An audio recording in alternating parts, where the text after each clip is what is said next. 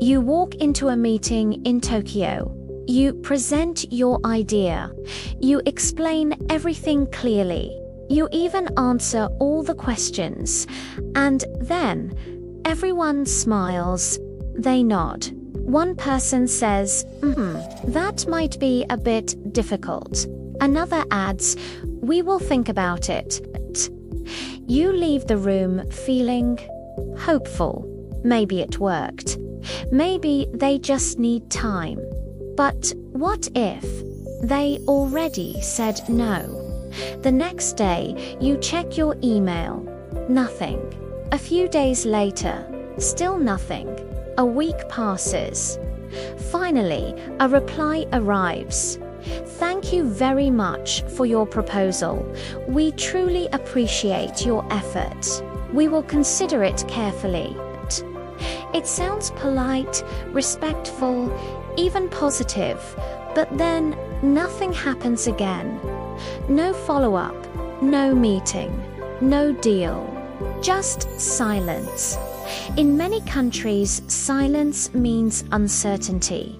But in Japan, silence often means rejection.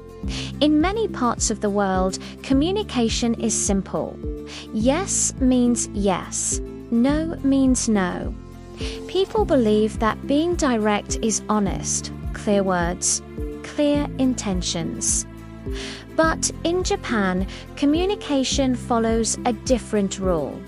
Here, being too direct can feel aggressive.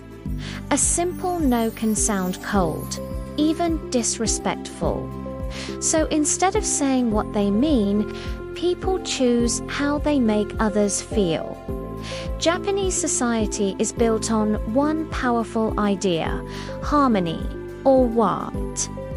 For centuries, people lived in close communities where cooperation was essential.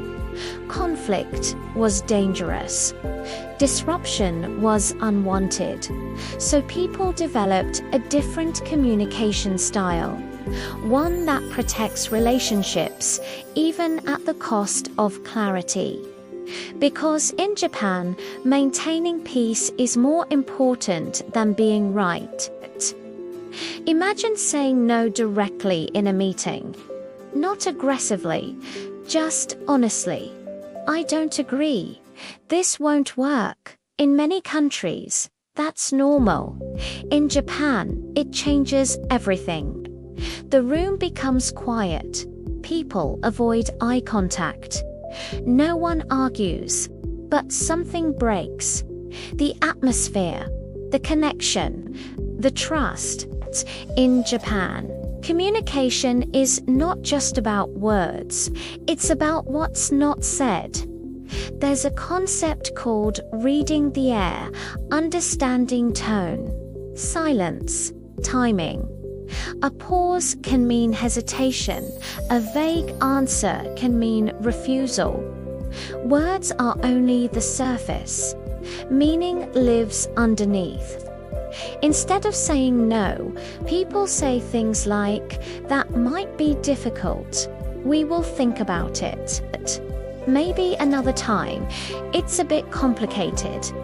Individually, these phrases sound harmless, but together they form a pattern.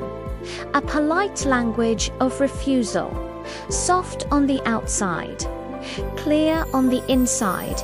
You know how to read it. For many foreigners, this is confusing because nothing sounds negative.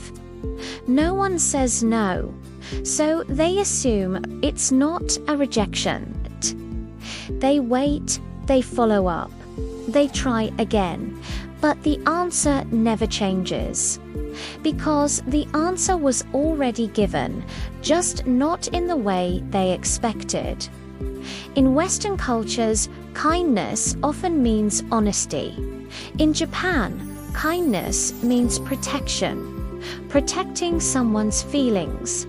Protecting the relationship. Protecting the atmosphere. A direct no can hurt, but an indirect answer allows both sides to walk away gracefully. No embarrassment, no confrontation, just mutual understanding. But this system has a cost. Miscommunication, missed opportunities, frustration for outsiders, deals that never happen, conversations that go in circles. Because when one side is speaking directly and the other is speaking indirectly, they're not just using different words, they're living in different worlds. Over time, something changes. You start noticing small details, a hesitation, a soft tone, a careful choice of words. You stop listening for answers and start listening for meaning. And suddenly, things become clearer. Not because people changed, but because you did. Now imagine that same meeting again. Same room, same people, same words. That might be a bit difficult, but this time you understand. You don't wait for a reply.